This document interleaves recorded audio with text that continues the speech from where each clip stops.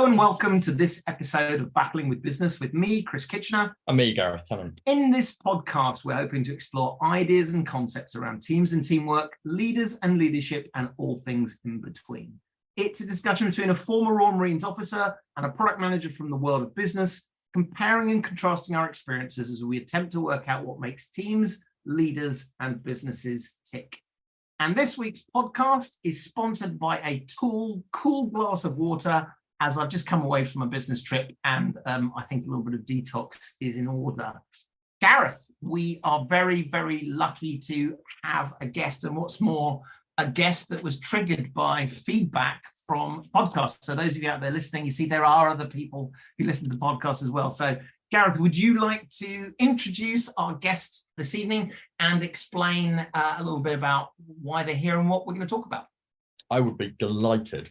So this evening, we are joined by Theo Bigby, who is somebody I first met when working with the Future Strategy Club a few years ago now, and is an avid listener to the podcast, which is great to hear, and got in touch with us a few weeks ago to talk about the podcast and his feelings around how we were doing, which was mostly positive, which is great, but did want to question our language, I suppose, around the topic of diversity.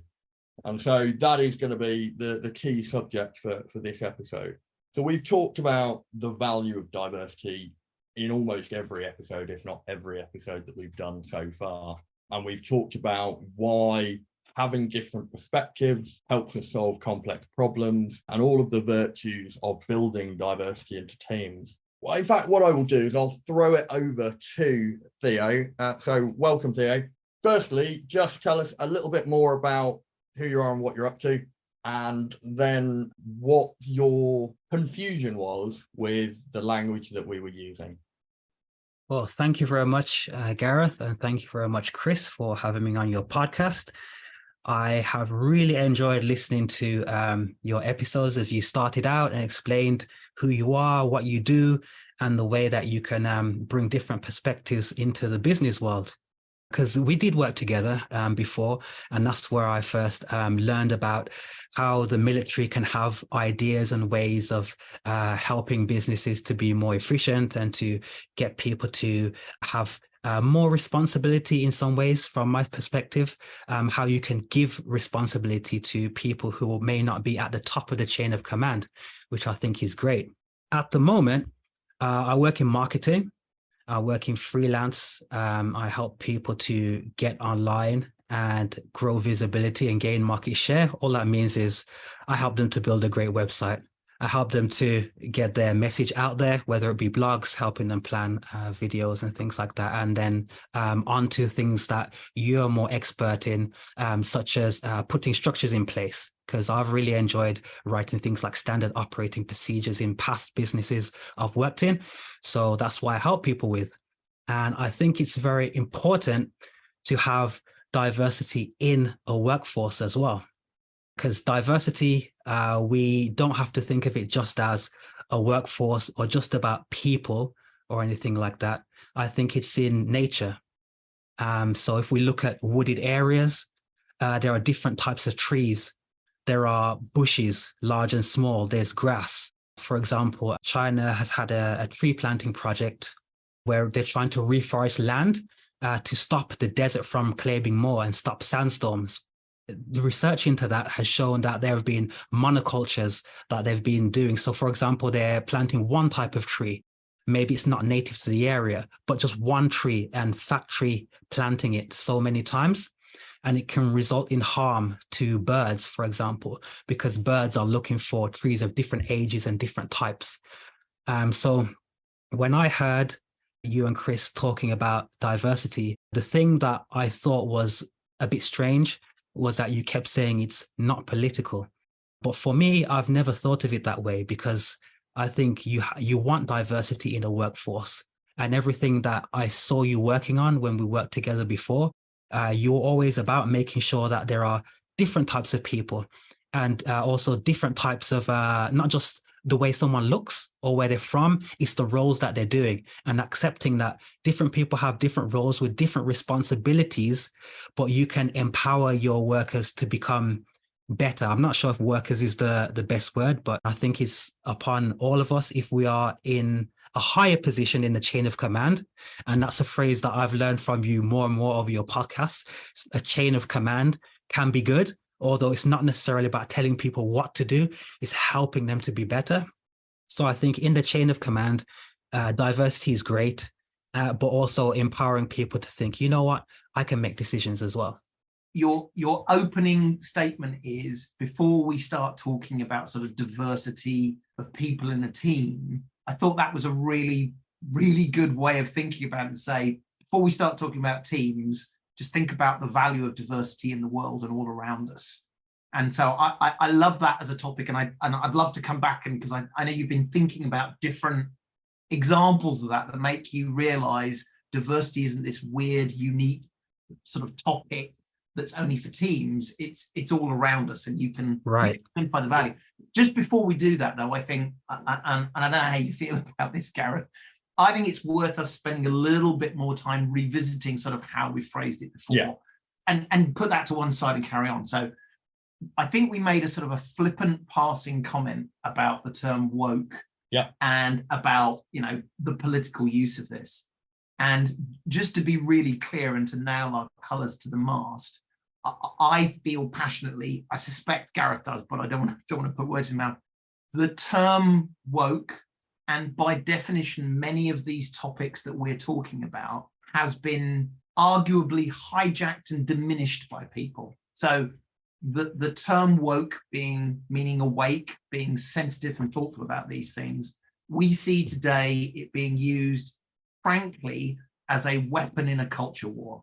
In itself, the term woke is being used to, actually has become almost meaningless, but it somehow suggests that if you want to be thoughtful, if you want to be empathetic, if you want to talk about things like diversity and justice, somehow that's a bad thing. So when we made that comment about the use woke, it was very much the sense that it's frustrating that people are using that phrase almost as a meaningless weapon to somehow try to discredit these kinds of conversations, when actually my experience, and Theo, the way you've talked about it with Gareth as well, and I know, you know, we have similar views on this, is diversity is not a tick box exercise. It is not a sort of badge of look at me, aren't I doing the right thing? Actually, there's a moral imperative around it about justice and equality in the world and the people you work with. But actually, there is also a business imperative that says, I mean, I would like to think I care about these things both for a moral reason, because of fairness and justice, but actually because diversity gives me the competitive advantage. So I just wanted to touch on that. Gareth, I didn't know whether you wanted to either agree, disagree, or add anything to that about how we'd used that before, and just to clarify what we meant. So the thing I would completely disagree with is the idea that woke has become meaningless as a term. I think it has become very, very meaningful. I just think people have different meanings for it. It's been politicized as a term. And so I'm going to, I think the phrase you used in a previous podcast was ban the term woke. I think I'm not going to ban anything, but I think we should probably put cancel culture, eh? Yeah, we should try and talk about the value of diversity, exactly, and avoid really inflammatory language that's being politicized. And so I think what we did in quite a clumsy way was what we tried to do was to make that point that diversity, as you say, Theo, is diversity. You know, there isn't different, you know, there isn't diversity for the sake of political correctness and diversity for the purpose of business. And I think you're absolutely right in that. And that's what I saw. I saw you trying to make sure that you didn't, I thought maybe trying not to turn people off from the message, because your message is really important. But at the same time, I started to think, if people don't have the mindset to ignore the peripheral stuff and concentrate on your message, then is their mindset yet ready, or is there work to do there? Because that's not to say they're a bad person, but just that your message was so clearly not to do with anything political for me. All I saw was business, business, business. Yeah, that's absolutely right. So let's go back to the sort of, you started to make the point that you gave examples of diversity in the world. I don't know whether you want to sort of, we, as I say, we talked briefly before. Yeah. With some more examples, almost to normalize the fact that there's nothing, in inverted commas, special about diversity. We already know the value of diversity, but perhaps we've forgotten or ignored it. I don't know if you've got any other examples you wanted to. Yeah, sure. I think it's more of overlooking something. So if we live in the Northern Hemisphere, around where we live, in Europe, across North America, it's very green, the temperate zone. So we see green everywhere. But maybe somebody who comes from an area where there's more desert, so between the tropics and the temperate zone, there can be deserts between there.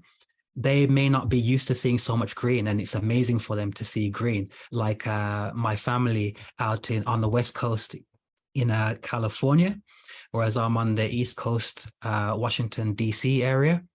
And so they came over and then they were like, wow, it's so green here. Look at all of this green.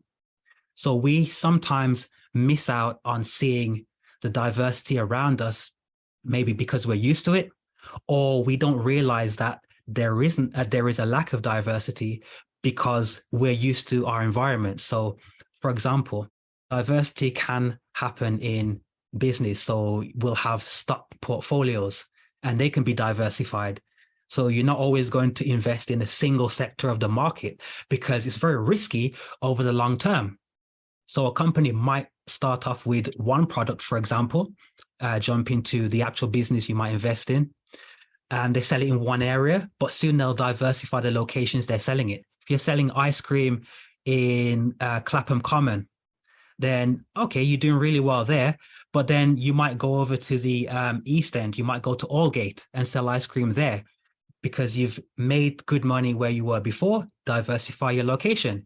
You might get some different flavors. The vanilla is doing well. How about strawberry? Strawberry is doing really well. Hey, I've got this new kiwi fruit ice cream. Is that going to sell well? We'll see. So there's also natural resources, like countries, for example. So countries might rely on oil. There might be oil-driven economy. They might have a single crop like bananas or a single industry like tourism, and that leaves them at risk of price changes or diseases damaging crops. And we can see that in South America. One reason that South America has been slow to develop, one could argue, is that a lot of the countries may have relied on one particular crop and they just sell that one thing. So then the countries that are buying that can suddenly say, hey, you know what, there's less demand, so we're going to pay you less, and they lose out. Countries like the UAE, for example, and we have Qatar hosting the World Cup recently, and Saudi Arabia. These are countries that are trying to diversify from just being oil-based to promoting tourism, hosting sporting events, because you don't want one thing to damage your country or your business. So that's where diversity in business is very important.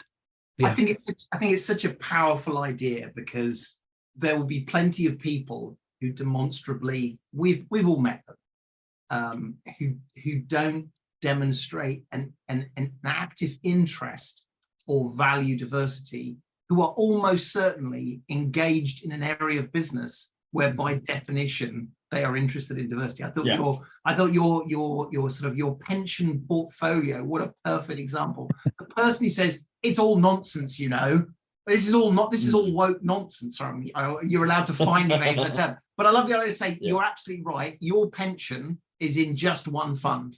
Yeah. No.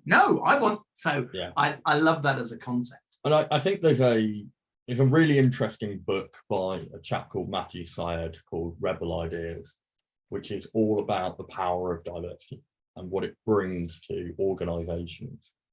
And one of the key points that he makes is that having different perspectives, different ways of working, whether that comes from your cultural background, whether that comes from geographically where you were brought up or where you previously worked, or whether it comes from having worked in different industries, different sectors, what you can start to do is cross-pollinate ideas. And one of the examples he talked about in the book, which is fascinating, was the step change in industry that was brought about by electrification. So if you think about steam-powered factories, you had big steam engines, and then all the machinery sort of through lots of pulleys and cables and stuff, all structured around these steam engines.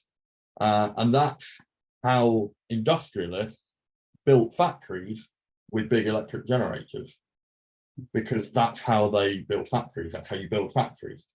And it wasn't until that somebody from a completely different sort of cottage industry manufacturing sector came into a big workshop and went, why are you doing that? You can have tiny little electric motors, so now you can have a motor on every machine independently and do it completely differently. And suddenly the output of these factories grew exponentially. But it took an external idea to go, you've got new technology, you can use it differently. And there's another example about wheels on suitcases, and the fact that somebody came up with the idea for wheelie suitcases about 100 years before they actually took off, because culturally people weren't ready for the idea that you would wheel a suitcase, because the people who had suitcases, the people who could afford to travel, didn't have that problem. They didn't care because porters would do that for them, or their staff would do it, and women would never carry their own luggage. Men would do that for them.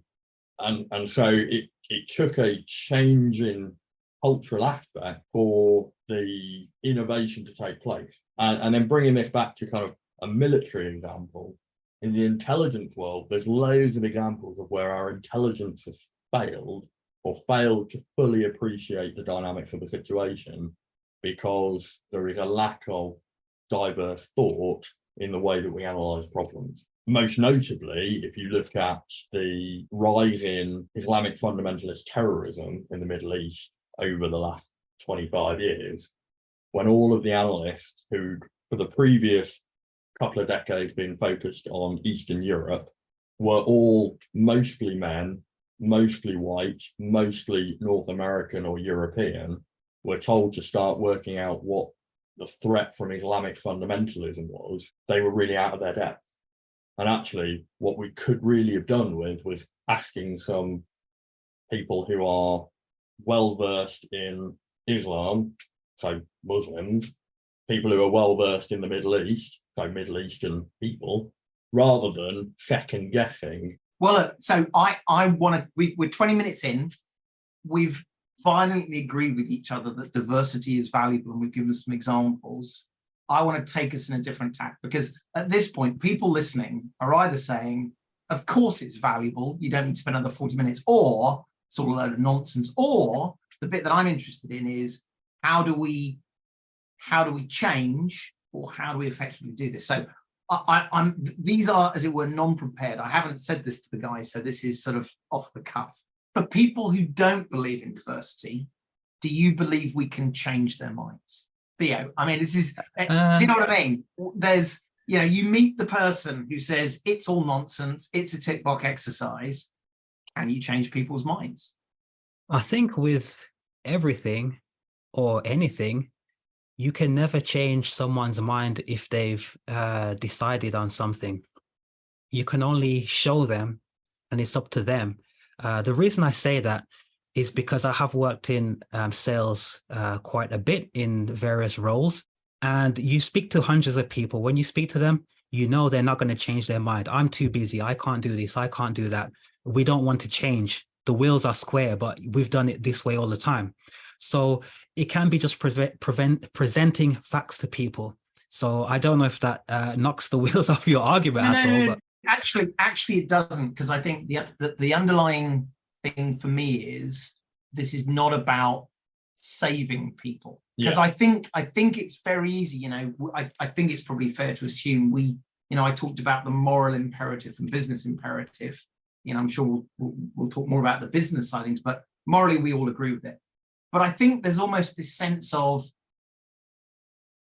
and maybe this is personally, you feel like you want people to also feel the same way. And I was thinking about this today. I've been sitting on a train for 3 hours today, and I was thinking, to your point, there are people who are going to agree and people who aren't. And this isn't about changing their minds. It is about presenting information saying, if you want to change, that's great. But if you don't, that's okay as well. I mean, Gareth, I don't know whether you... Well, I think one of the biggest sort of complaints that you get when talking about diversity and inclusion, the role and need for diversity is this kind of, yes, we get that, and of course, as we're exploring, this is an incredibly complex and often sensitive topic, but on the face of it seems really simple, doesn't it? It seems like a simple case of right and wrong. Like we all know racism is wrong, we all know discrimination is wrong,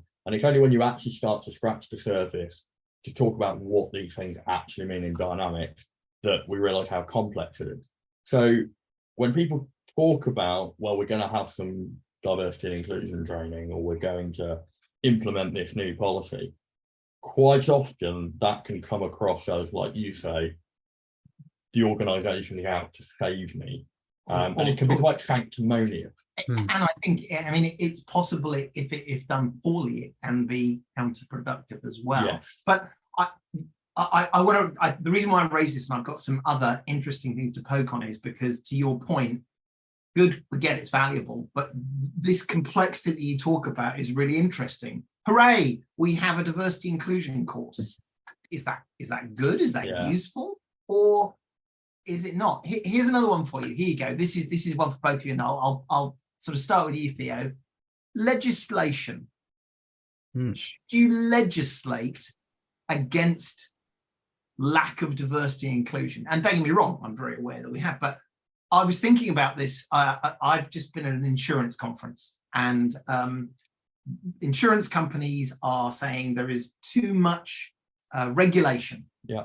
And it was very interesting here that the regulation was around a principle rather than a specific thing. And so that struck me to say, what's the role and what's the value and where's the place for legislation in this? So again, Theo, what's your take on this? I mean, great news, Theo. Tomorrow I get to make the laws in the UK, and I'm going to throw people in jail if they don't demonstrate my degree of inclusion and diversity. I'm saying, surely that's a good thing, right? I think it's a terrible idea. The reason I think it's a terrible idea is because it's like forcing people and compulsion. What I do think is good is that the law does point out that X behavior is wrong and it's not right to do those things. Certain types of discrimination could be gender, disability, age, race. Whether the person who is feeling those issues at the pointy end of the stick, if they can prove it or not, that can be very difficult, and it can be very stressful, and it can take many years to get, if you are due compensation to get that. Then when you do, people say, oh, but you were just like doing it because to get the money. But that might not be the case. It's probably that you've been hurt, injured, not necessarily physically, but injuries can also be financial. You've been unable to provide for your family. You've had mental problems. So I think legislation helps that we can put a big ring around, okay, this is the big issue. But if you start going into specific things, it becomes problematic, and people who are on the receiving end of the discrimination can find it difficult to prove what they need to prove or get back what they've lost. And people who are on the other side, you could say either wielding the stick or off to the sides, especially people off to the sides who haven't maybe done those actions, and they feel in their mind and in their heart they don't discriminate against people, when they see, okay, this person's getting a benefit from this law, or why are they causing trouble in this area, that's where laws make problems.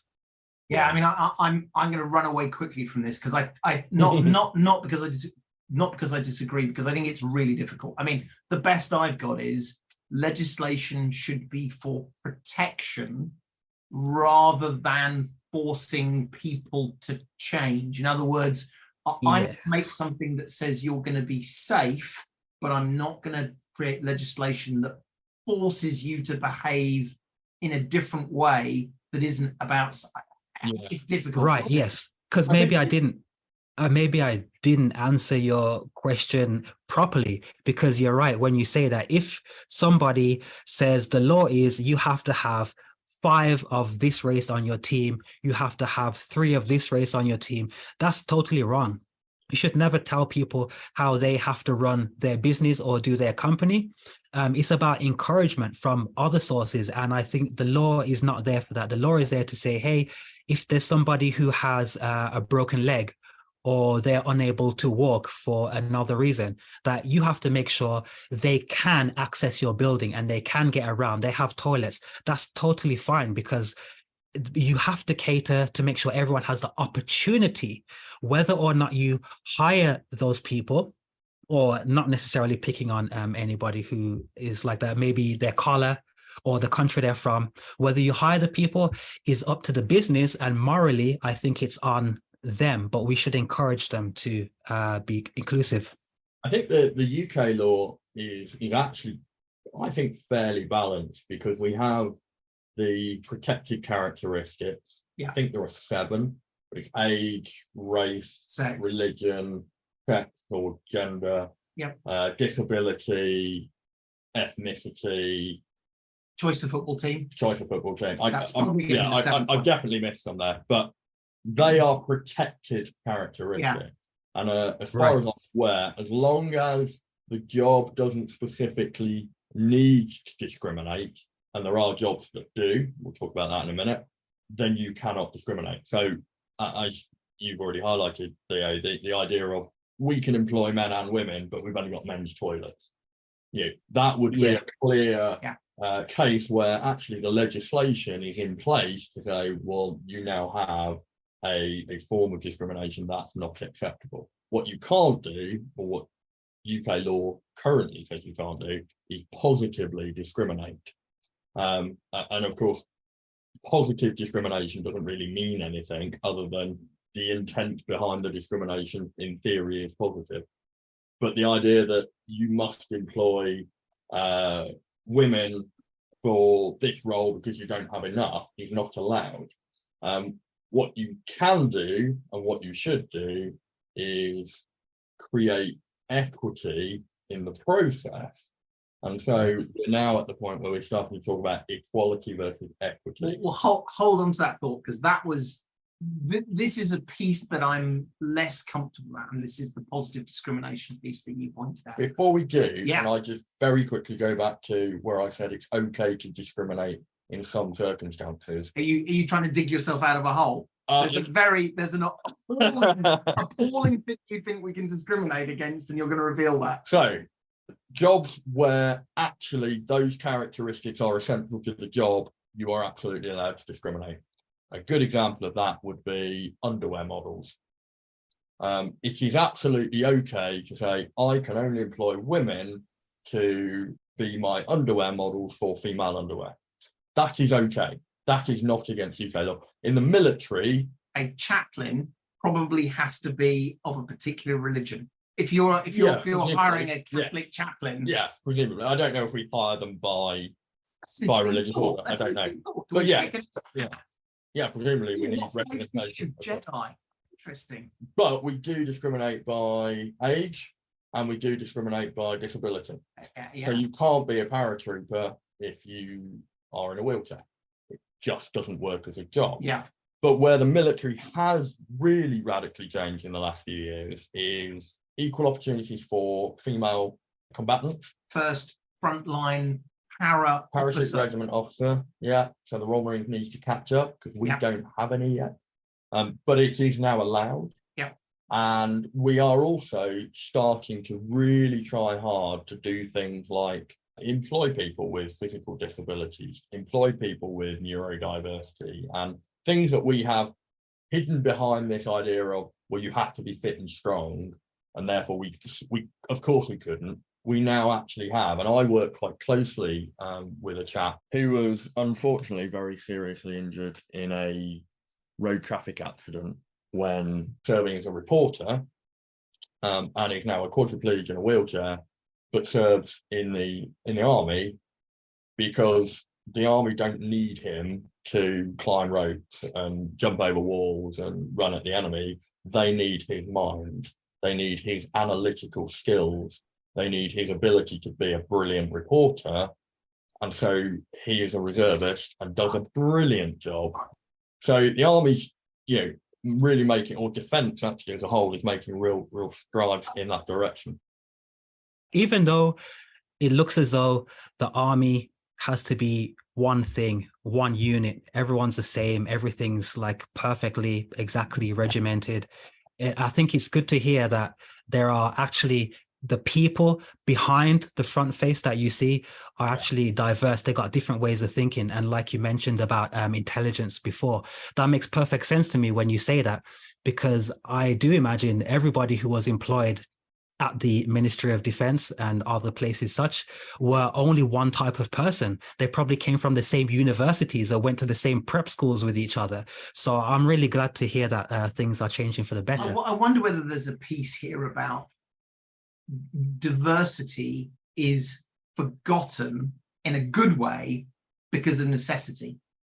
So when all of a sudden you say, I've got better things to do than worry about arguing about whether it's a tick box, I need to achieve something. So I was thinking about this as we're going along, where people recruited in the Second World War for Bletchley Park typically were people who were good at crossword puzzles. Yes. That's how they recruited them. Now, okay, whether or not they were physically fit or whatever, but isn't that wonderful, where actually, arguably, it was less important whether you were fit, whether you were in fact male or even female, because it was actually very equality. I love the idea that when it comes time where you need something, the whole discussion about equality, in a sense, is no longer interesting, because you'd be saying, that's great, I need people who can do this for me, and I'm less worried about what shape they are, what religion they are. I like that. And again, maybe it just reflects back to the point you made at the very beginning, Theo, which is diversity isn't a tick box or a political statement or wokeness. Diversity is simply a reflection of find the best people for the job, whatever shape, size, skills. The best balance of people. The best balance of people, absolutely. So those examples of non-human diversity, ecosystems, diverse natural environments. It's all about balance, isn't it? It's all about finding interactive systems that are mutually supportive. And I think that's where, for me, we can draw the link between the moral imperative, the doing the right thing for your people, the leadership aspect of being a manager within an organization, and the functional imperative of creating opportunity for resilience, adaptability, creativity. And those two things hugely overlap, because if you look after your people, they will look after the task and they will look after the team. And we're now back to, 8 or 9 episodes ago where we talked about team, task, and individual with Adair's. You've got to say balls. You've got to say balls again. I was trying to avoid that. But we're not afraid of saying balls. Adair's overlapping big balls. Exactly. Well, look, I tell you what, Gareth. Let's take a break. You said the word system, which I think is a brilliant segue for someone to touch on. But for the moment, we'll take a quick break. We'll be back with you in a second.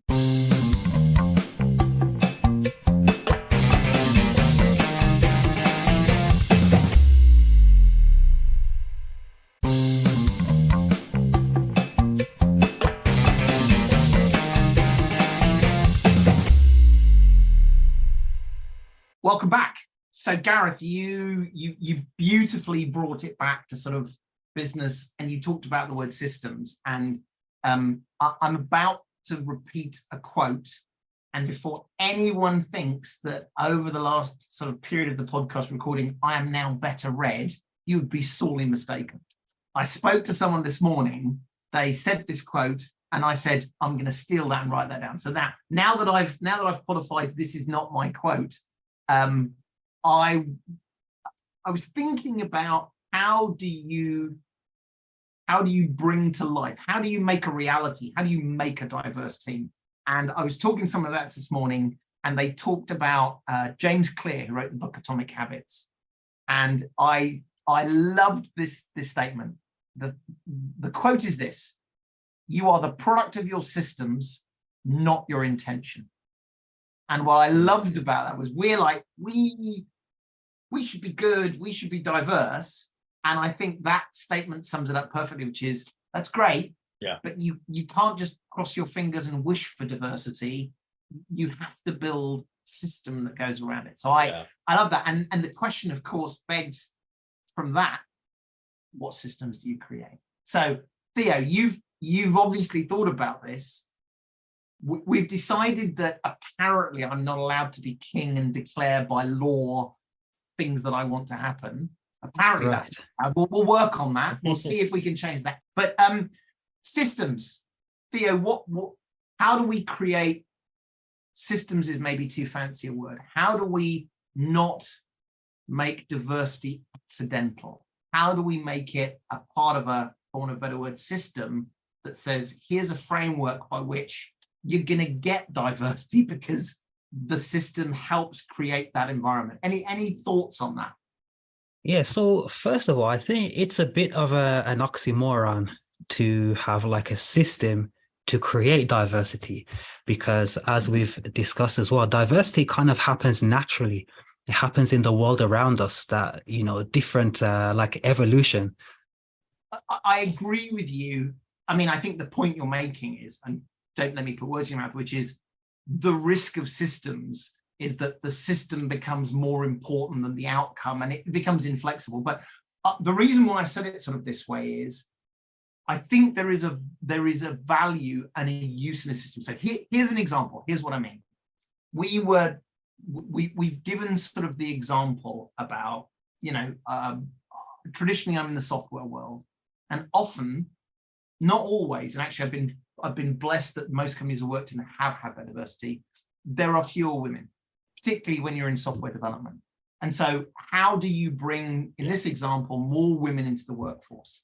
And so historically, and this might be way off, so feel free to shout and wave your fist at me. And this is, of course, a challenge that the military has absolutely as well.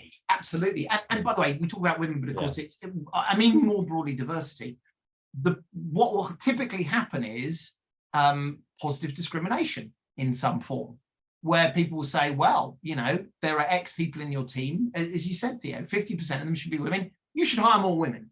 Okay, I think we all agree on this, and I'm looking, everyone's nodding, which is, okay, that isn't good. All you're doing is moving the diversity counter around. You're picking on a different group. Right. So the system for me is about saying, when I am hiring, my goal is not to hire more women. My goal is to say, who is the best candidate for this job? Yeah. And within the pool of candidates that I'm interviewing, there are some awesome women candidates. There are some awesome Asian candidates. The diversity is in the pool that is presented to, rather than because I'm only going to pick one group of people and that's how I'm going to do it. But I think that's a great way to look at it. But I would say it's also affected by outside forces, because we could think, okay, who is conditioned to want to do these kind of jobs or look at this career? So IT, you mentioned women, it has been portrayed as a male domain, although I wouldn't agree with that, because I know there have been a lot of women who, for example, helped to put people in space, women who help put men in space. I should probably say that instead, because it's a fact. Whereas they, at the time, couldn't do those jobs.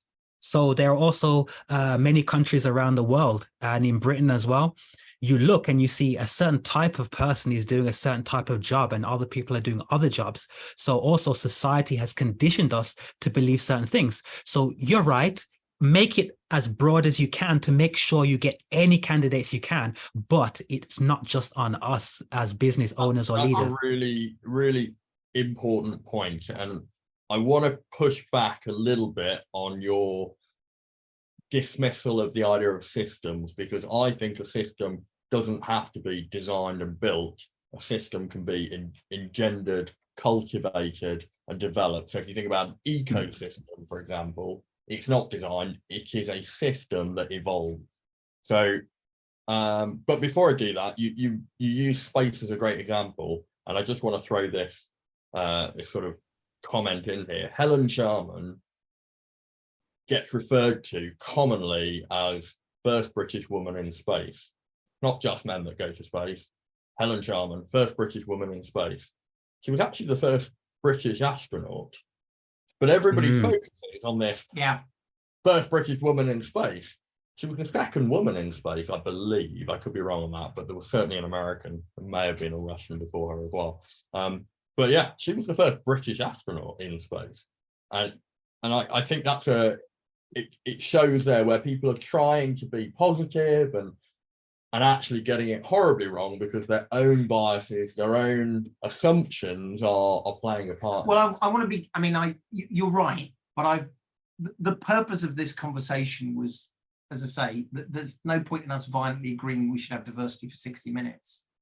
But you saying horribly wrong, I'm going to push back on that and say, I don't want to say horribly wrong, because I think one of the problems with this is it's easy to scare people off. Yeah. It's easy to shut people down and say, you said the first woman in space. It's not. And you're like, the point about this is that it is actually, it's funny. We treat it like the beginning and end of the conversation is diversity good? Should you hire in a diverse way? Should you have a diverse team? Actually, that is the first 5 seconds. We would never say, well, we all agree you should have good teams. We're all done here. We've spent 20 hours going on about this. This is similarly complex and nuanced, and how do you do it? So going back to Theo, you said something which I thought was brilliant earlier, and funnily enough, it echoed a conversation I had this morning with someone, which is they said to me, Chris, when was the last time you hired someone? And I said, it wasn't that long ago. I wrote a job spec, handed it to the recruiter, and away it went. And they said, did you ask a woman to read this? I sort of, why would I do that? And he said brilliantly, because do you inherently, naturally, and with good intention write job descriptions that appeal to men because you are a man? And I thought, that's a really, really interesting point. So it goes back to your point about people in IT.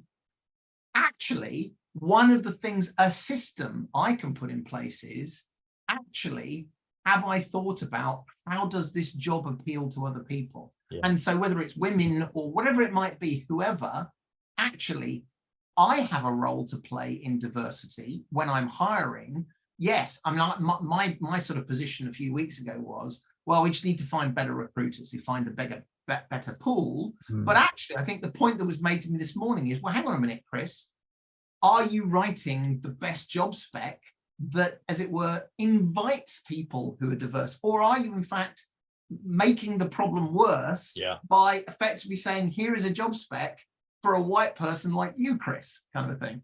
Yeah, I can see where you're coming from there. But as well as that, I think it's also important on who the person who's doing the hiring. So I guess in one way to echo your point, what I've noticed in my work life is that when there is somebody who is a minority, who is the manager, and they're doing the hiring, their teams are more diverse.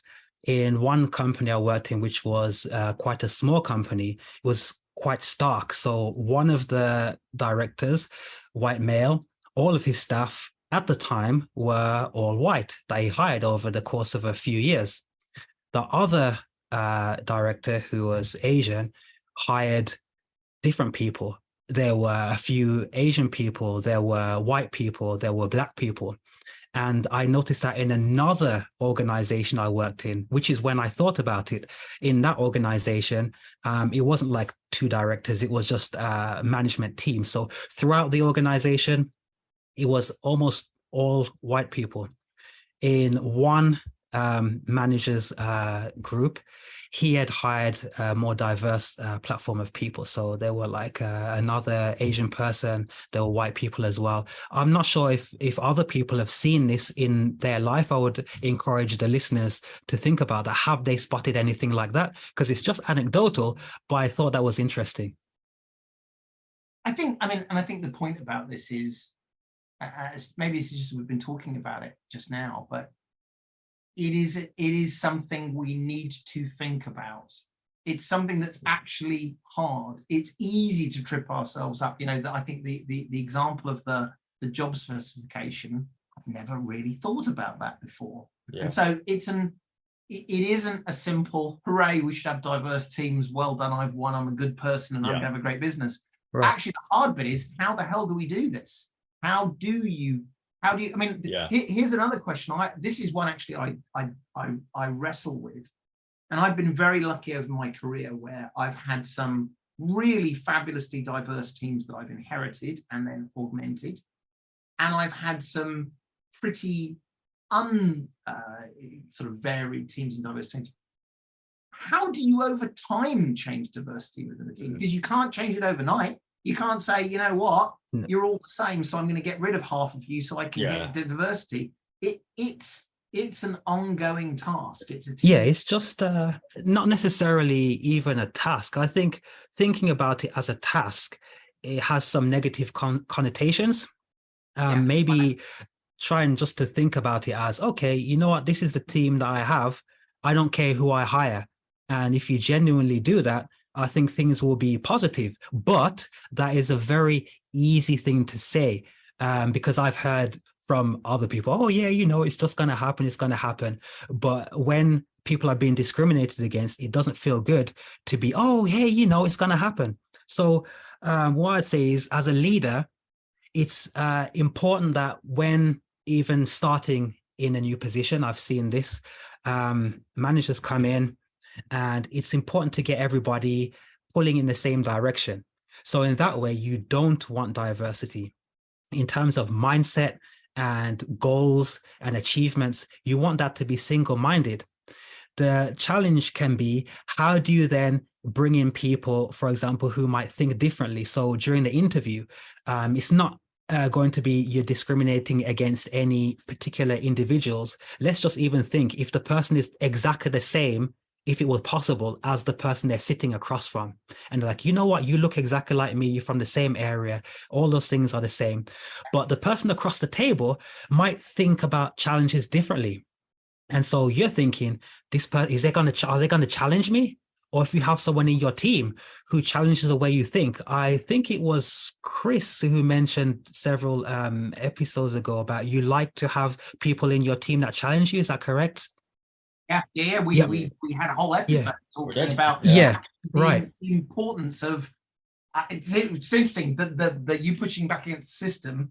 We have advocated there is a place for a system around that. So rather than, and it's maybe the point about system is not leaving it to chance. To your point, not leaving it to chance. You can't just say, cross my fingers and it'll work out. Yeah, I think we're dancing around the difficult bit of this, because there are some just nasty people out there. There are some just xenophobic, racist, bigoted people. This isn't me you're just secretly referring to. Just want to make sure. No, not at all. There are very few of them.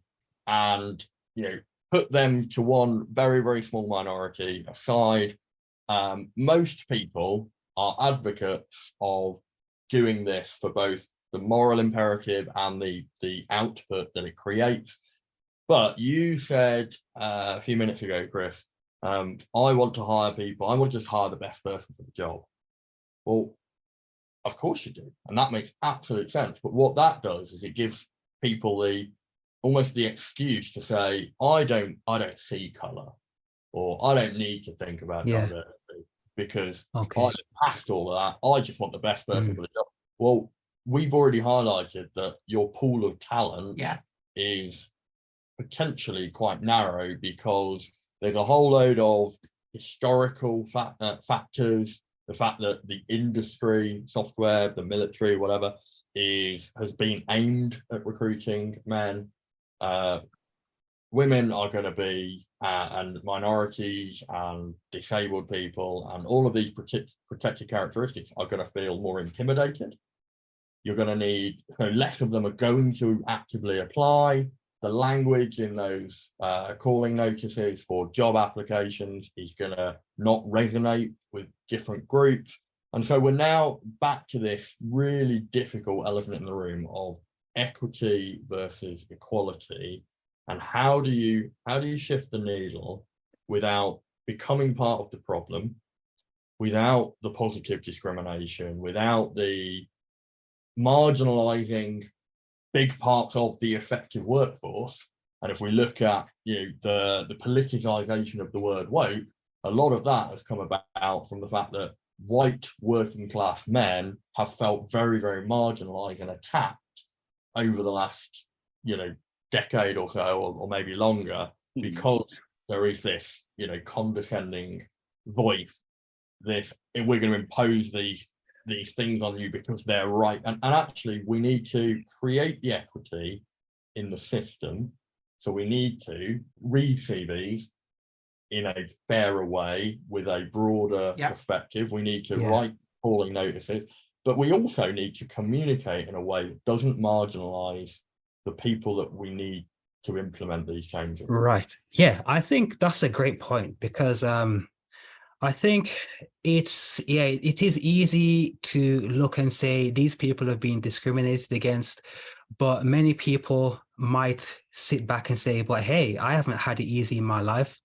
And it's very difficult to explain to people that what we're trying to do, not necessarily we, us, but what is trying to be achieved is taking down barriers so that people don't have to worry about their race or their language as a barrier. And you can see this in places like Japan, where I've lived. So going back to diversity being a buzzword, I think I've seen that in action in Japan, because everywhere at the local festivals, it's diverse, this place is diverse, diversity. But it's a very mono-ethnic culture, even though there are many people there who are from Korea, the Philippines, from China. The focus is definitely on being Japanese, which is not necessarily bad, because you get to enjoy amazing local festivals and you get to eat local food. But even, for example, I lived in the Northeast, near to where the nuclear power plant was. But then if you go to the South West, around Kansai, around Osaka, you might know that city, their culture of food is different. Where I lived, people eat something called natto, which is fermented soybeans. People eat it all over Japan, but around Osaka kind of area, it's less popular. It's seen as, this is country people food. And me as an outsider, that's what I saw. So I'm not saying it's exactly correct, but I saw there are different cultural differences between parts of even Japan, where the people from the two places will say, I'm Japanese, I'm totally Japanese. Japan is amazing. It's the best country ever. But there are differences. And it's important for us to acknowledge that in England, in the UK, there are people who might look like another person who is advantaged, but they haven't had the opportunities and they've been held down. What we lose when we talk about woke, we lose the fact that we're trying to progress as humans, but there are some people who are holding us back. And the same people holding us back are the same people that are saying, look at this person, they've got this legislation. This person is getting this money. You're not getting this money. So it's a tough thing. It really is. But I'm going to be very optimistic here, particularly as we come to the end of this, which is it kind of feels like we have a way through this. And the way through this is the first overriding statement for anyone in doubt, and I'm going to talk about hiring, but I think that's an example of this, which is hire the best person. There is not one single point have we said tonight, well, even if they're not the best person, you should hire them because, it's kind of the right thing. Yeah.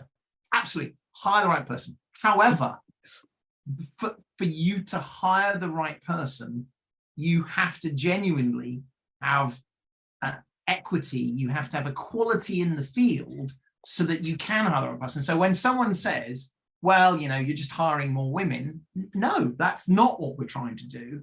We're trying to hire the best candidates. And you know what? Best candidate happens to be a woman. I'm going to challenge you on that because I think there is a potential for a flaw in the concept of the right person if you are struggling to have diversity already. Because and a really good example of this was, or is still to an extent, but certainly was, women in combat roles. So the military for a long time has said, we want diversity, we want equity, we want all of these really good, we are absolutely a champion of these things. But the right people for the right roles, and women cannot fight in combat roles, and let me rattle off a whole load of reasons why. I don't think... And it's been a difficult cultural change to get people to say, oh, it turns out it's not that big a problem, and the right people that we thought were right, actually, a lot of what we were saying was right was irrelevant. The right skills aren't to do with sex or gender. But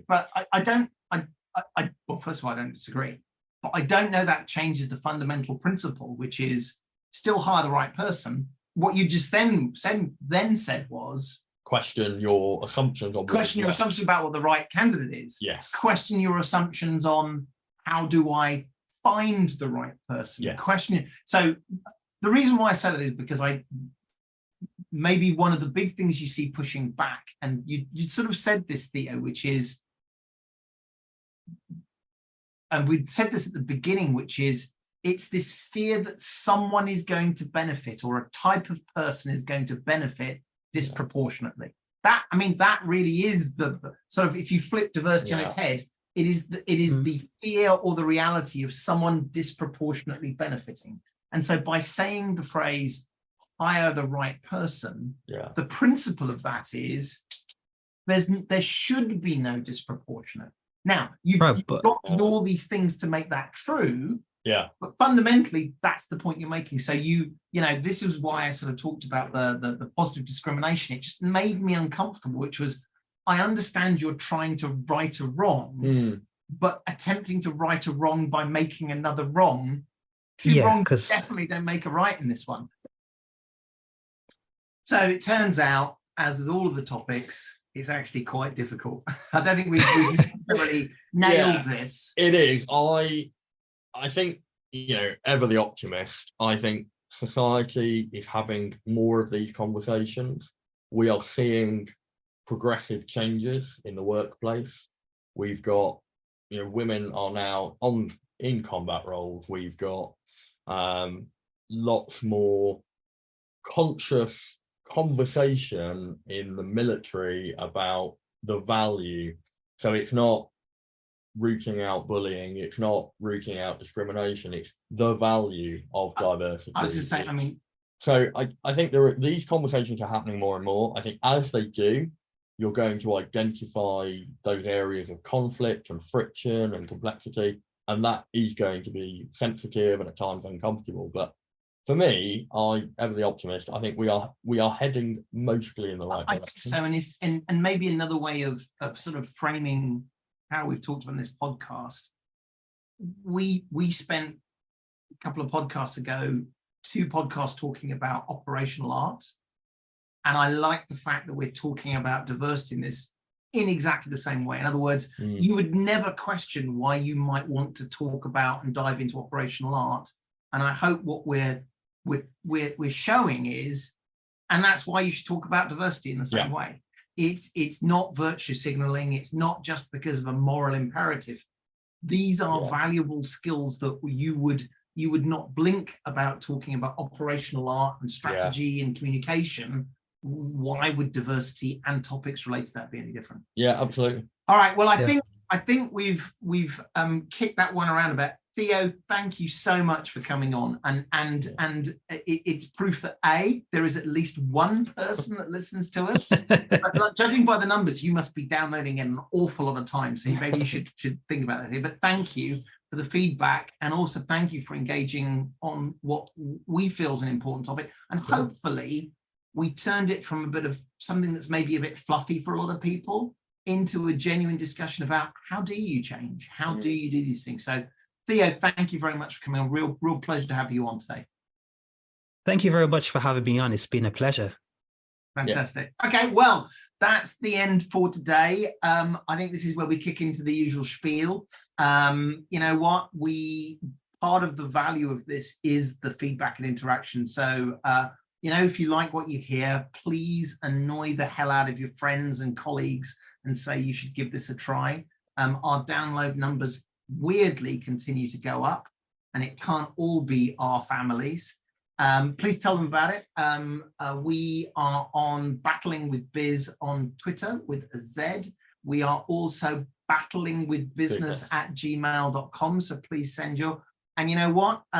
Maybe you'll be the next guest who comes and talks about a topic that you're interested in, accuses of being wrong or right, or simply raises a question of it. We would love to hear from you.